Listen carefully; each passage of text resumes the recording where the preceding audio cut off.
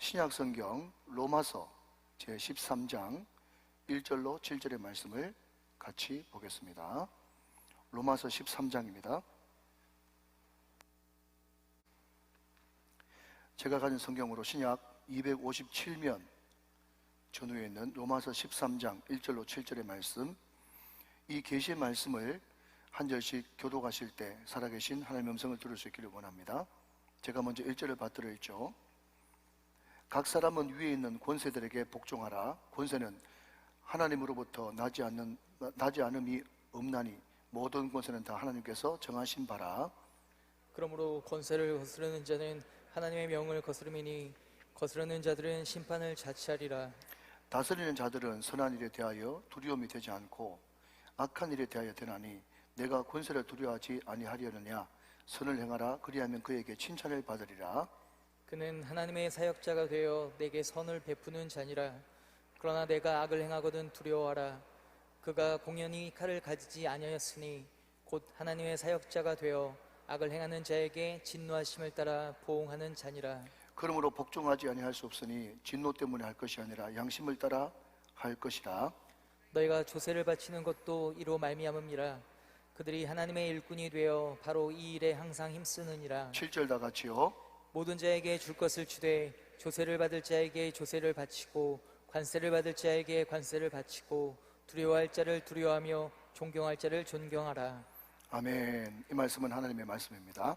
자, 우리 주일 나대배지만 우리 오른주먹을 불끈 쥐고 한번 선포합시다. 네, 잘 됩니다. 잘 되고 있습니다. 잘 될 일만 남았습니다. 안 되는 것이 기적입니다. 자, 앞을 보시고 시작. 한 번 더, 한 사람 더 하나님 의지하고 1시간 이상 기도하자. 할렐루야. 아멘. 꼭 그렇게 되시길 바랍니다. 자, 우리 옆에 분들과 한 번 더 인사하고 말씀 받을까요? 감고 미사축합니다. 시작. 감고 미사축이 뭐죠? 감사합니다. 고맙습니다. 미안합니다. 사랑합니다. 축복합니다. 예. 생명 언어가 우리 가운데 충만하시기를 주님의 이름으로 축원드립니다. 아시는 분은 아시지만 제가 아는 사람들이 좀 많습니다. 우연히 하루는 제 핸드폰에 저장되어 있는 사람들이 총 몇 명일까 싶어가지고 검색을 해봤어요. 그랬더니 4,000명은 좀 안 되고 3,000명은 훌쩍 넘었습니다. 제가 이만큼 인간관계가 좋습니다. 예. 그럼 제가 핸드폰에 3,000명이 저장되어 있냐 4,000명이 저장되어 있냐 그게 문제가 아니고요. 거의 대부분 믿는 사람들이겠죠. 예, 그러니까 얼마나 이런 사람 저런 사람에게 소위 말하는 목회에 유익한 자료들을 많이 공유하고 또 많이 베풀고 많이 받기도 하겠습니까? 제가 개인적으로 보유하고 있는 기독교 자료, 설교 자료가 하드디스크 몇 개나 되어지거든요. 그러니까 아마 그것을 다 A4지 분량으로 다 프린트를 한다면 아마 조그마한 한 방은 가득 차지 않을까 싶을 그 정도로 많은 자료를 가지고 있는데, 문제는 뭔가 하면 흔히 말하는 데이터베이스, 자료 정리를 안 하니까요, 내가 이렇게 좋은 자료를 가지고 있는지, 내가 무엇을 가지고 있는지 전혀 활용이 안 되더라는 거죠. 그럼 제가 서도 이 말씀을 드리는 이유는, 오늘 최소한 이 자리에 앉아 계신 분들은 1년에 50차례 이상은 저의 설교나 다른 목사님의 설교를 들으실 거예요. 그죠? 좀 더 열심을 내면 한 100번 설교 들을까요? 매일 새벽기도 나오시는 분들은요, 매주마다 수요예배, 금요 성령 집회 나오시는 분들은요, 그거 다 합치면 1년에 최소한 400번, 500번은 설교 말씀을 계속 들으면서 신앙생활을 하실 거라는 거죠. 그런데 중요한 것은 그 많은 설교 말씀을 들음에도 불구하고 실생활에서 과연 얼마나 그 말씀을 활용하고 그 말씀이 내 삶이 되고 능력이 되고 이기는 믿음이 되는가 라고 질문한다면 우리는 부끄럽게 짝이 없다는 것입니다. 왜 이런 현상이 벌어지는가 하면요, 제가 참 좋아하는 말씀, 누가복음 8장 15절 말씀에 보니까 좋은 땅에 있다는 것은 착하고 좋은 마음으로 말씀을 듣고 지키어 인내로 결실하는 자니라. 여기에 지키어라고 하는 이 단어가 순종하다, 행하다, 손발이 움직이다 이런 뜻도 되지만, 원어 성경이나 영어 성경에 보면요, 이 지키어라는 말이 keep, 골키퍼할 때 keep, 말씀을 안 빠져나가도록 지킨다는 거죠. 또 어떤 성경에는 retain, 유지하다, 마치 소가 여물을 계속해서 맷돌 가듯이 되새김질하듯이 그것을 계속해서 씹고 묵상하고 생각하고 암송하고 할 때 그 말씀이 내 마음속에 개념 정리가 잘 돼가지고 그것이 신비의 새기짐으로 말미암아서 결정적인 순간에 그 말씀이 믿음이 되고 그 말씀이 나를 새롭게 하고 그 말씀이 내게 힘을 주고 용기를 주고 능력이 돼서 우리는 승리하는 그리스도인이 될 수 있다는 것입니다. 그럼 그렇기 때문에 말씀을 얼마나 많이 듣느냐 그게 중요한 것이 아니고 얼마나 그 말씀 한 말씀이라도 내 마음속에 잘 간직하고 카테고리, 방을 만들어 가지고 간직해 놓느냐, 잊어버리지 않느냐, 유지하느냐, 지키느냐, 이게 너무너무 중요한 것이라는 거죠. 그래서 여러분, 오늘 설교 시리즈 제목이 개념 정리입니다. 개념 정리. 방을 만들어라는 거죠. 또 그것을 잘 분류해 가지고 정리해 놓으라, 이런 뜻이 되겠습니다. 그런데 중요한 것은 그냥 개념 정리가 아니라 성경적 개념 정리예요. 성경적 개념 정리. 여러분, 사도 바울이 우리들에게 이런 이야기를 합니다. 누구든지 그리스도 예수 안에 있으면 새로운 피조물이다. 이전 것을 지나갔으니 보라, 새 것이 되었다. 그렇게 이야기를 합니다. 여러분, 우리는 새 피조물이에요. 여러분, 우리가 어떻게 썩을 육체를 가지고 있으면서 새 피조물이 될 수 있습니까? 우리가 새 피조물이 될 수 있는 유일한 길은 항상 새로운 말씀, 새로운 성령이 내 마음속에 들어올 때 우리는 새 피조물이 될 수 있을 줄로 믿습니다.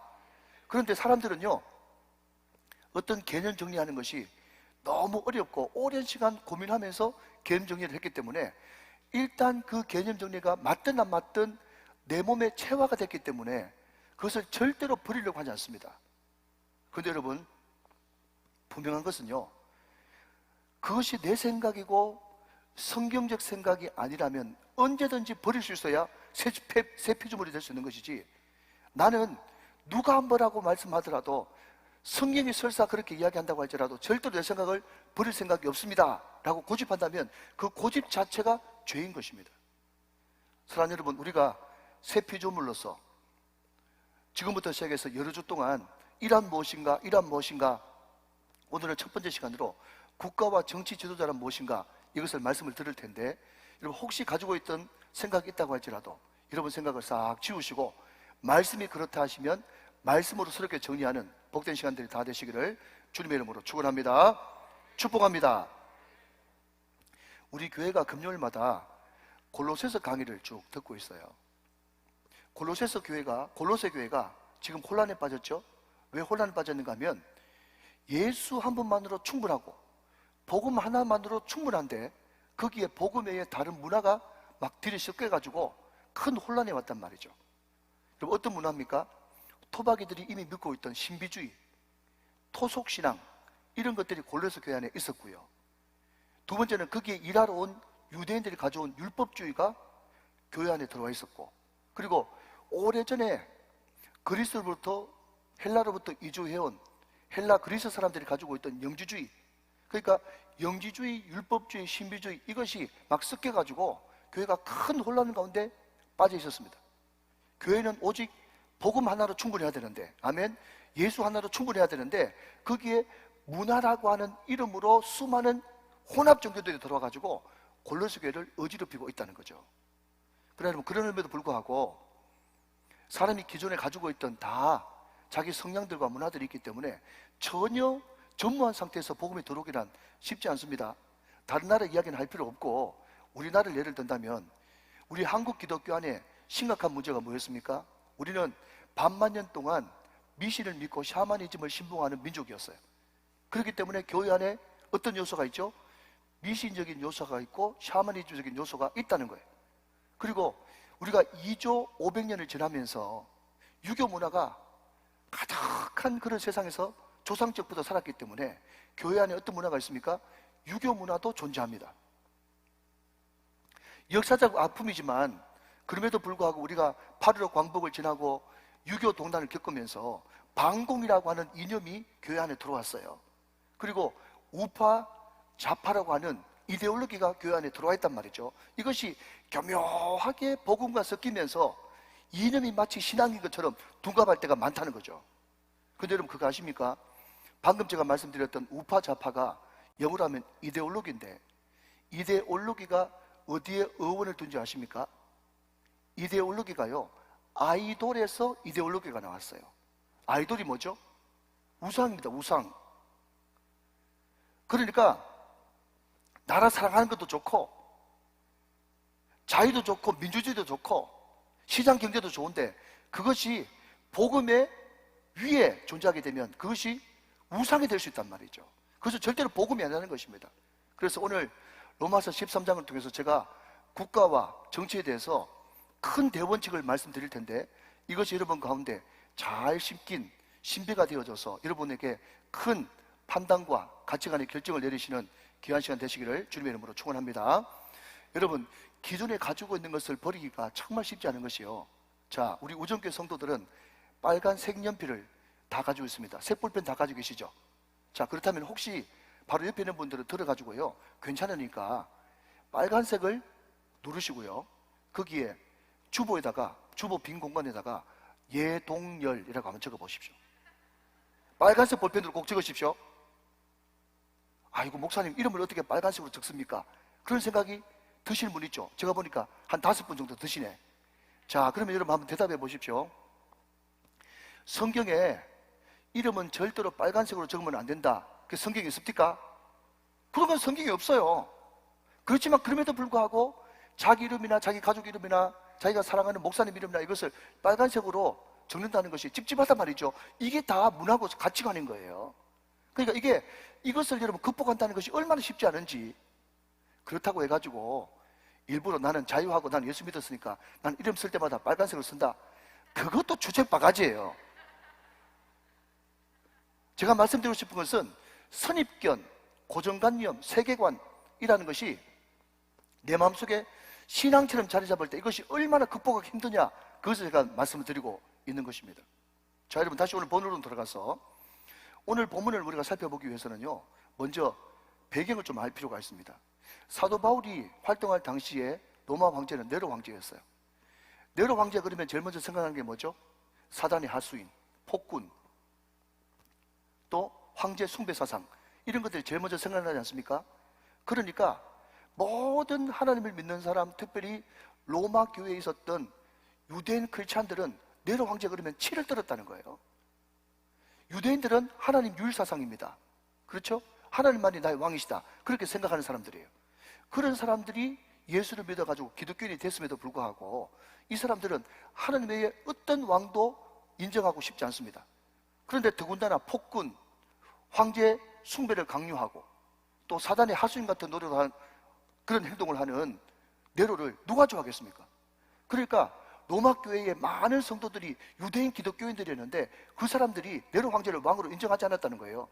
그리고 여러분, 교회 안에도, 우리 교회 안에도 있듯이 열심파가 있거든요. 또 과격분자들이 있지 않습니까? 예를 들면 세례 요한과 같은, 가룟 유다 같은 그 사람들이 에센파 열심당원 출신이잖아요.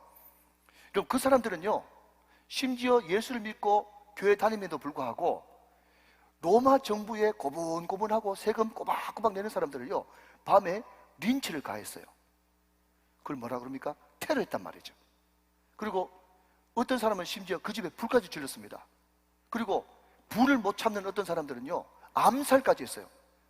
그런 일들이 그 당시에 빌비재했다는 것입니다.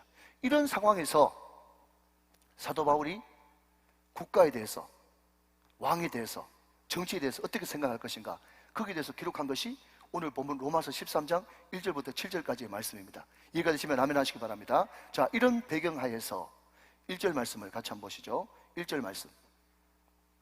각 사람은 위에 있는 권세들에게 복종하라. 권세는 하나님으로부터 나지 않음이 없나니 모든 권세는 다 하나님께서 정하신 바라. 자, 2절까지 한번 볼까요? 2절. 네, 로마서 13장 2절 말씀. 그러므로 권세를 거스르는 자는 하나님의 명을 거스름이니 거스른 자들은 심판을 자취하리라. 그랬습니다. 자, 로마의 네로 황제가 다스리고 있음에도 불구하고, 그럼에도 불구하고 성경은 대원칙적으로 뭐라고 이야기하는가 하면, 위에 있는 권세자들, 왕, 비단 왕뿐만 이야기하는 것이 아니라 정부의 고위 관직자들, 또 공무를 집행하는 공직자들, 그 권세들에게 복종하라, 대원칙을 이야기합니다. 왜 그렇게 해야 되는데요? 했더니요, 권세는 다 하나님께로부터 나기 때문에 그렇다. 권세는 하나님께서 주시는 거기 때문에 권세를 거스르는 것은 하나님을 거스르는 거나 마찬가지다. 이렇게 대원칙을 이야기해 주고 있습니다. 제가 지금 대원칙이라고 지금 계속 제가 강조를 하고 있어요. 여러분, 많은 사람들이 이 말씀에 오해를 해가지고요, 많은 사람들이 여러분 한참 나라가 어지러울 때, 우리나라가 한참 민주화 일기가 뜨거울 때 많은 젊은이들 교회를 떠났습니다. 독재 정권도 복종하란 말입니까? 그러면 김일성이나 스탈린이나 히틀러다, 그런 악한 정부한테도 우리가 복종하란 말입니까? 그런 울부짖음과 분을 토하면서 많은 사람들이 성경 잘못됐다고, 이것은 부당하다고 교회를 떠나는 많은 빌미를 준 것이 오늘 로마서 13장입니다. 와 같이 여러분, 똑같이 독재자들도, 이단 교주들도 봐라, 로마서 13장에 권세 복종하라 했지. 독재를 정당화시키는 관련 성경 구절로 많은 사람들이 이것을 과용 오용했어요. 자, 여러분, 이것은 뒤에 다시 한 번 더 다루도록 하고, 그럼에도 불구하고 성경의 대원칙은 악한 정부든지 선한 정부든지 상관없이 하나님께서 세운 정당한 합당한 정부라면 그 권세에 복종해야 된다. 성경의 대원칙을 그렇게 이야기하고 있단 말이죠. 자, 그러면 여러분, 제가 늘 말씀드리듯이 성경 한 구절만 가지고는 정당성을 얻을 수가 없어요. 그러면 성경 여기 로마서 13장 1절 2절만 그렇게 이야기하는 거 아니에요. 자, 여러분, 두 구절만 제가 소개합니다. 대표적인 성경 구절, 구약으로 넘어가서 다니엘서 4장 32절 말씀을 같이 한번 보겠습니다. 앞을 한번 보시죠. 지극히 높으시니가 누구죠? 하나님이죠. 하나님이 사람의 나라를 다스리시며 자기의 뜻대로 그것을 누구에게든지 주시는 줄을 알기까지 이르리라 하더라.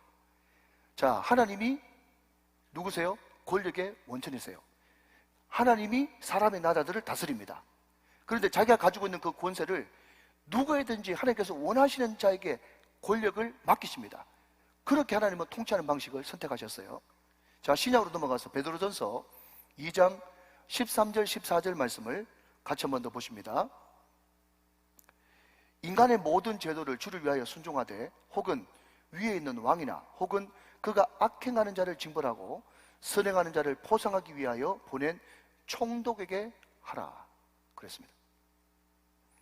여러분, 무슨 말입니까? 하나님은 교회 안에 머물러 계시는 하나님이 아니고 하나님은 교회의 왕이십니다. 우리나라의 왕이십니다.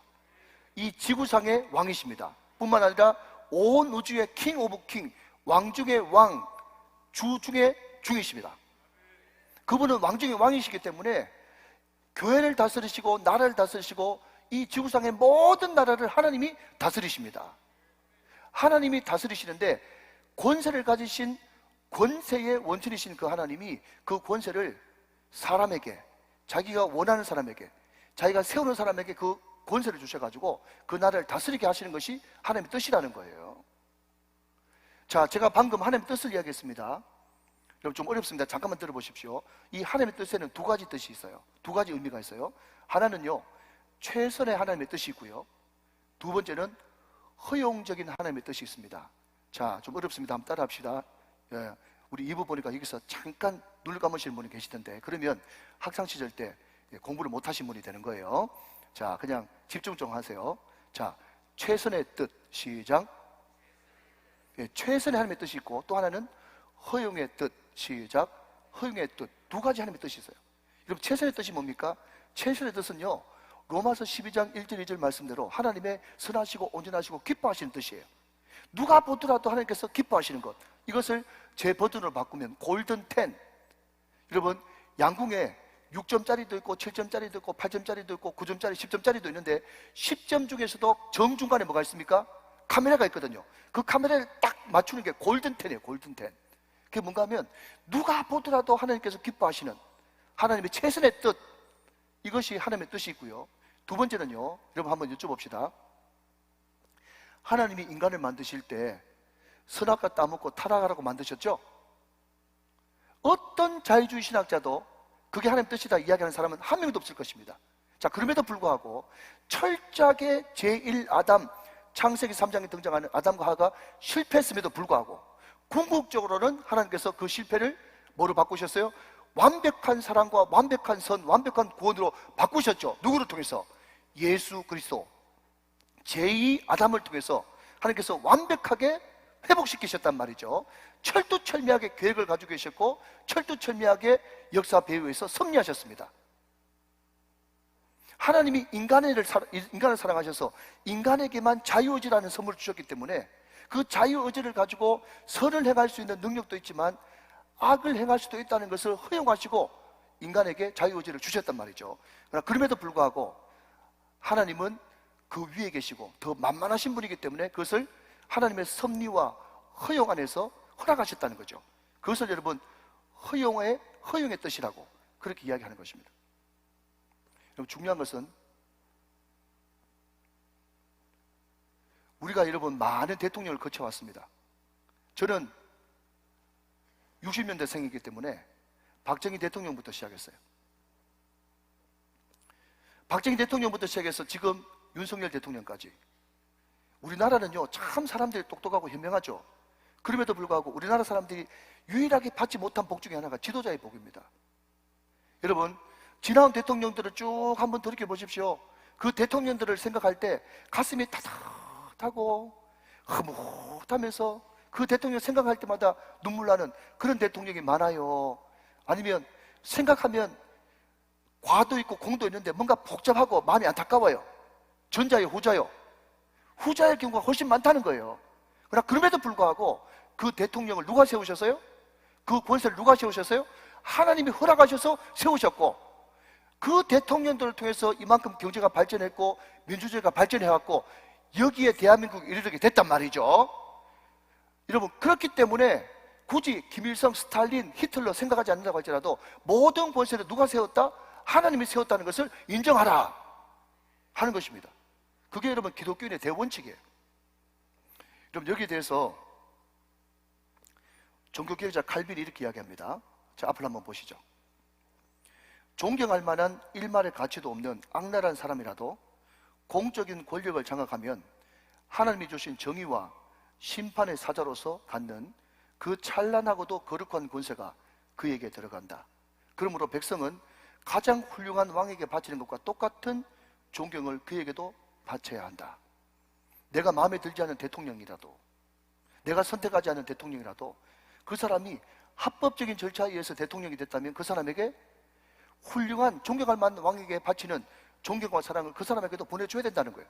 재임하는 기간 동안에. 목사님, 갈빈 선생님이 좋은 말 많이 하신 줄 몰라도 저는 이 문제에 대해서는 전혀 동의 못합니다. 이렇게 이야기하는 분이 계실지 모르겠어요. 자, 그러면 여러분 이 이야기는 어떻습니까? 요한복음에 보면 예수님이 빌라도에게 체포돼서 재판을 받으십니다. 체포되는 과정부터 시작해가지고 모든 행동 하나하나가 다 불법이에요.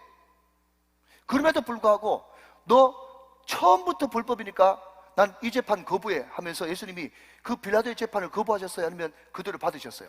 받으셨다는 거예요. 그리고 여러분, 빌라도가 질문합니다. 네가 유대인의 왕이냐? 라고 했었을 때 그 질문에만 대답하고 나머지는 침묵하십니다.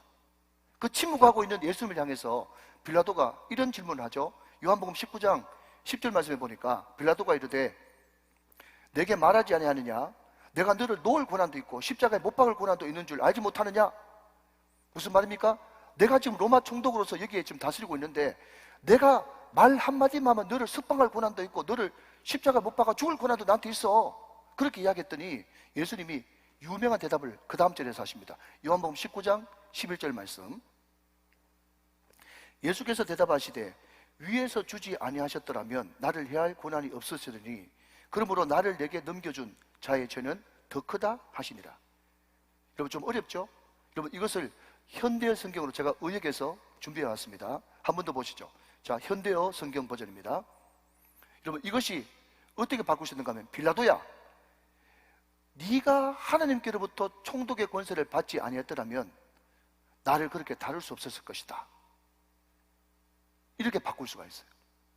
자, 여러분, 하나님의 아들이 로마 총독에게 심판받는, 원래는 사람이 하나님께 심판받아야 마땅한데 하나님의 아들이 빌라도 총독에게 심판받는 어처구니 없는 일이 지금 펼쳐지고 있습니다. 그럼에도 불구하고 하나님 되시는 예수님은 그 판결과 부당한 재판을 부인하지 않고 받습니다.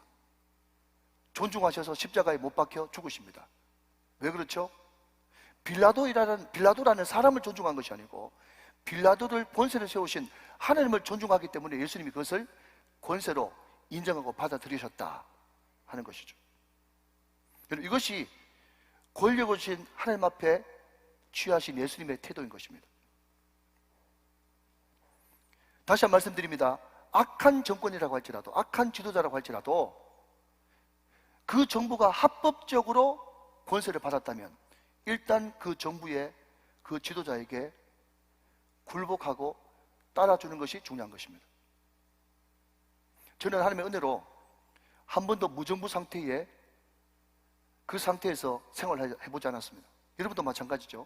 그런데 우리는 심심치 않게 해외 뉴스나 기사를 통해서 아프리카나 제3세계에 완전히 나라가 무너져가지고 정부가 와해돼가지고 무정부 상태가 된 많은 나라들을 봤습니다. 무정부 상태가 되어지니까 어떻습니까, 여러분? 군중이 폭도로 변하는 것입니다.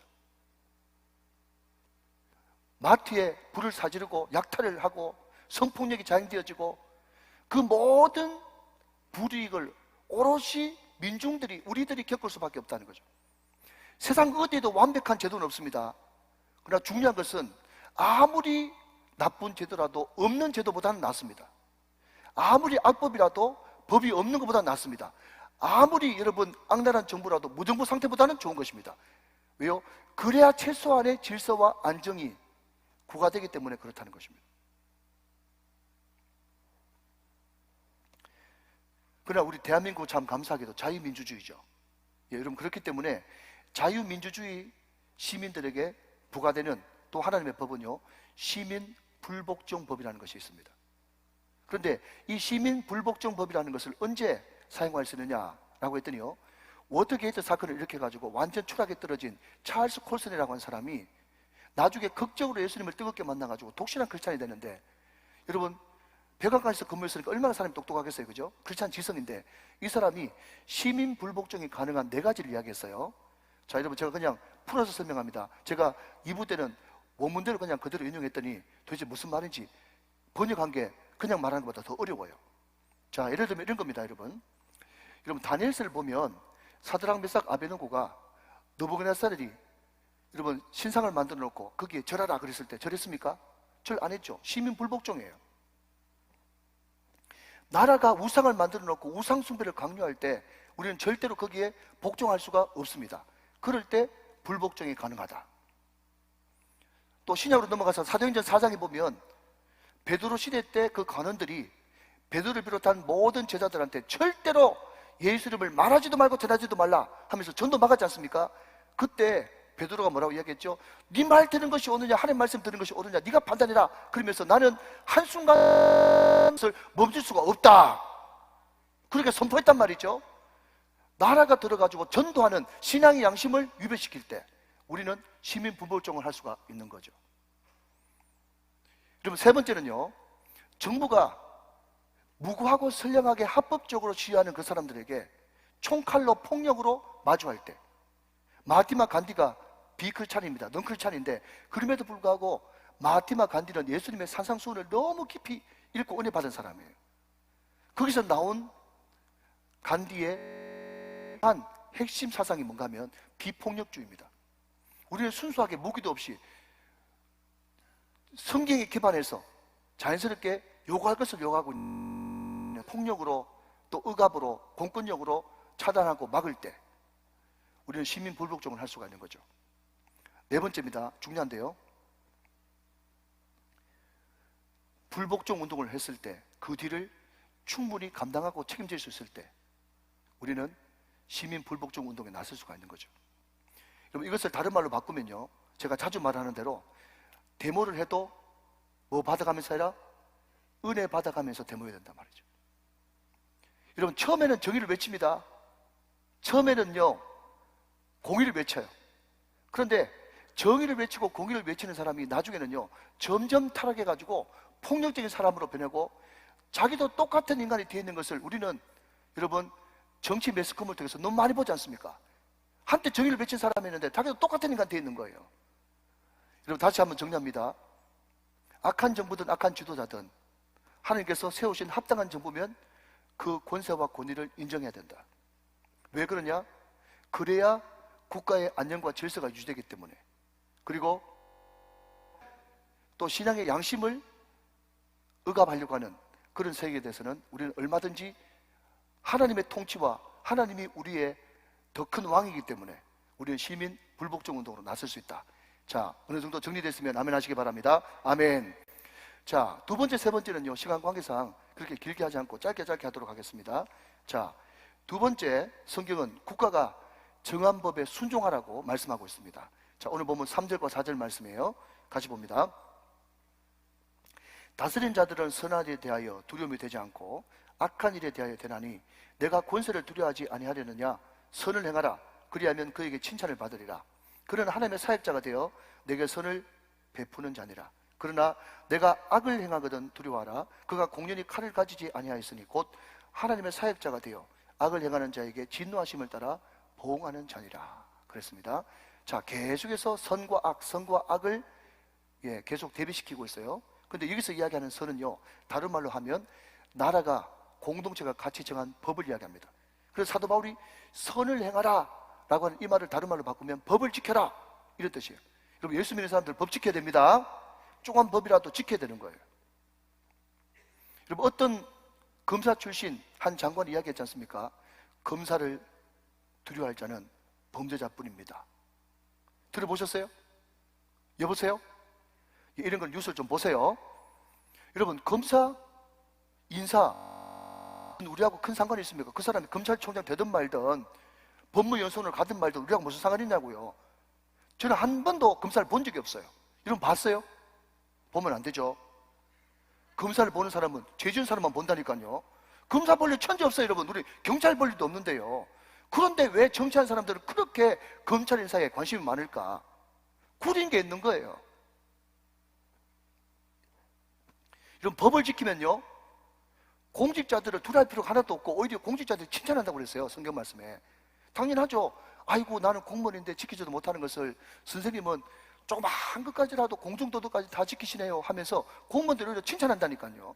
그런데 범법을 하고 법을 어기면 그 사람들이 뭐가 되는가 하면 하나님의 사역자가 되어, 하나님의 사역자가 되어, 하나님의 사역자란 말이 두 번 나와요. 이것을 옛날 성경에는요, 하나님의 사자라고도 번역했어요. 여러분, 하나님의 사자, 사역자가 뭐죠? 특별한 목적을 이루기 위해서 하나님께서 특별히 세운 사람이 사역자예요.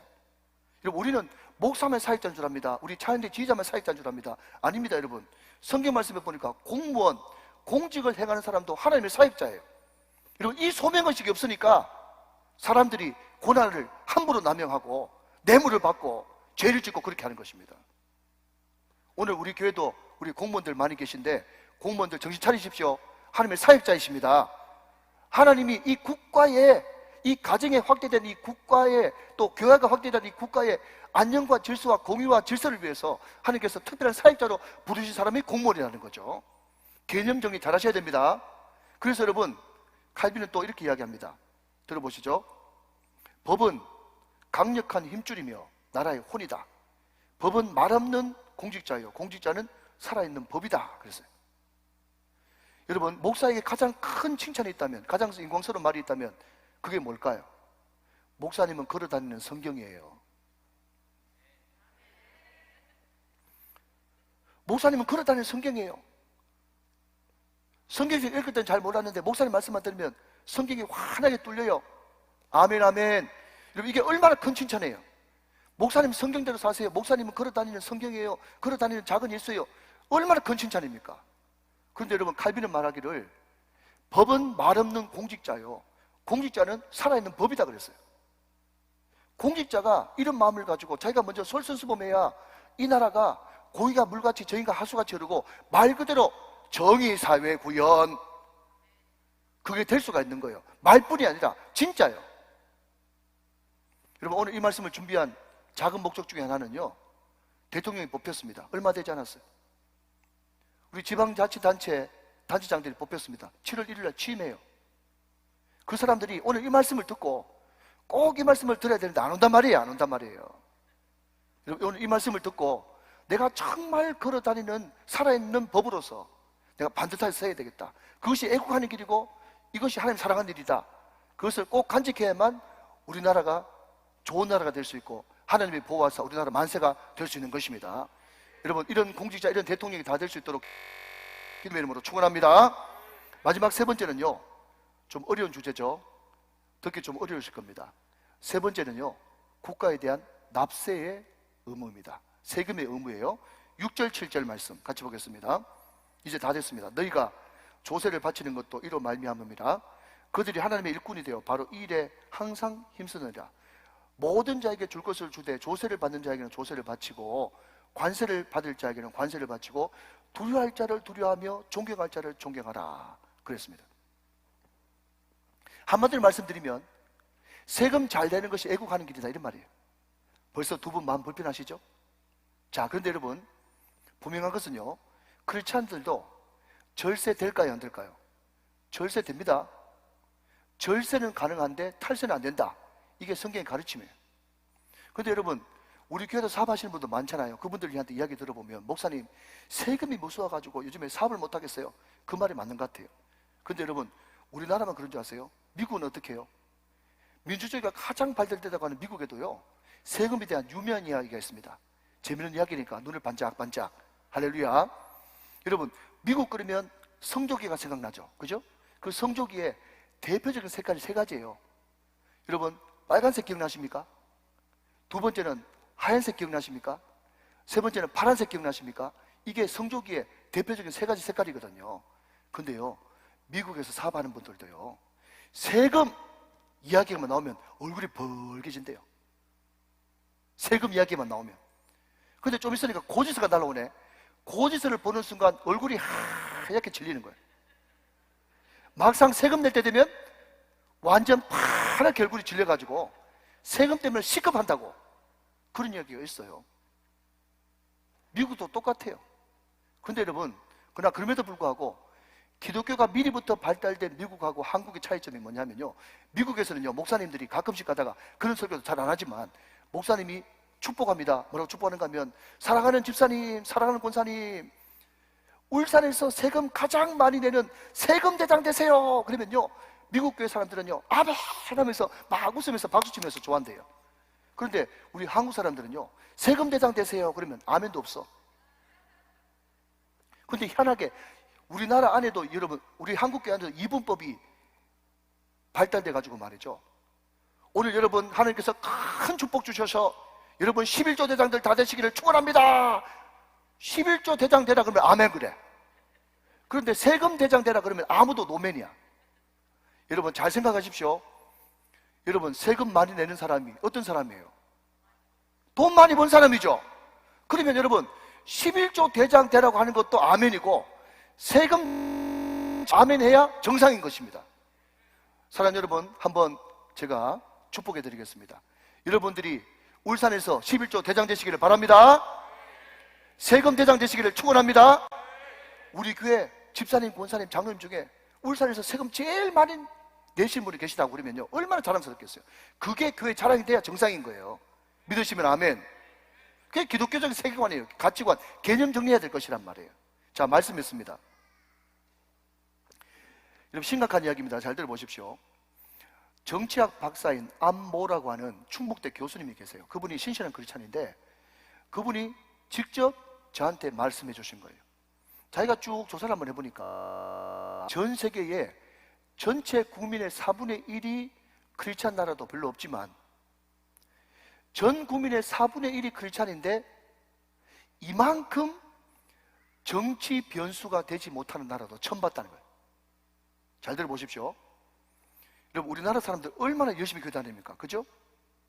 그 사람들이 마음이 성경적 가치관으로 개념 정리가 잘 돼가지고 딱 모아져 버리면 나라 뒤집을 수 있겠어요? 없겠어요?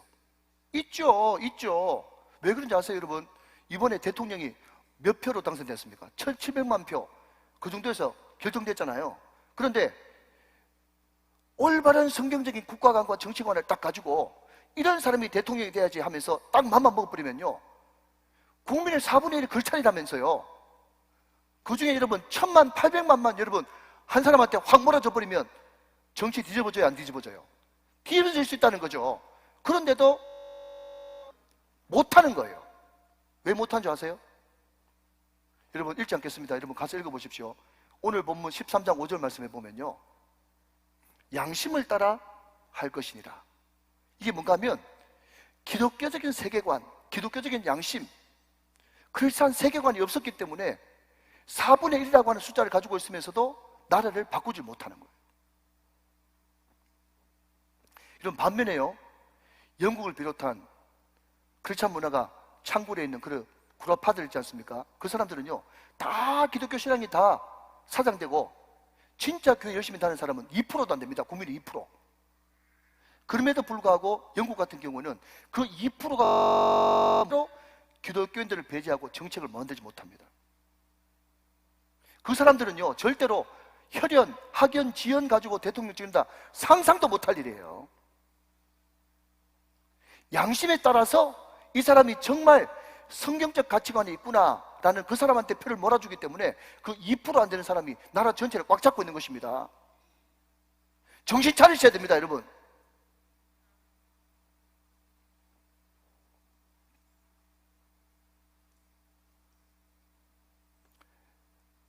피는 물보다 진하죠. 피보다 더 진한 것은 신앙입니다. 그렇기 때문에 우리 크리스찬들의 정치적인 시각이 뭐가 돼야 되는가 하면, 우리는 절대로 돼지 대가리 놓고 절하는 사람한테 표 찍어줄 수 없다는 거야. 아멘. 절에 가서 비비는 사람한테는 우리는 표 찍어줄 수 없단 말이죠.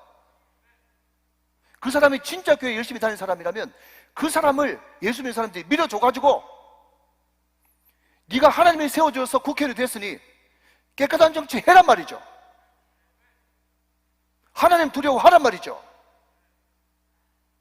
성경적 가치관으로 정치하란 말이죠. 교회를 지켜란 말이죠. 그것을 당당하게 예수 믿는 사람들이 표를 결집시켜가지고 그 사람을 뽑아주고 나서 뒤에서 기도도 해주지만 밀어도 주지만 감시도 하는 것이에요. 그렇게 되면서 나라가 점점 깨끗한 나라로 변화될 수가 있는 것입니다. 여러분, 이 나라 이 민족, 여러분 이 말을 바꿔볼까요? 이 나라 이 민족은 정말 신앙 양심을 가지고 올바르게 표를 행사하는 크리스찬 손에 이 나라 이 민족이 달려있다는 것을 믿으시길 바랍니다. 이 나라 이 민족이 지금 한 번 더 부흥하고 한 번 더 회복해야 되는 중요한 기로에 있는데, 오늘 저와 여러분들이 크리스찬으로서 어떤 국가관을 가질 것인가, 어떤 정치관을 가질 것인가를 명확하게 함으로써 우리가 다시 한 번 더 성경적인 가치관으로 이 나라를 다시 한 번 더 회복시키고 부흥을 일으키는 거룩한 주의 백성들 다 되시기를 축원합니다. 축복합니다. 축원합니다.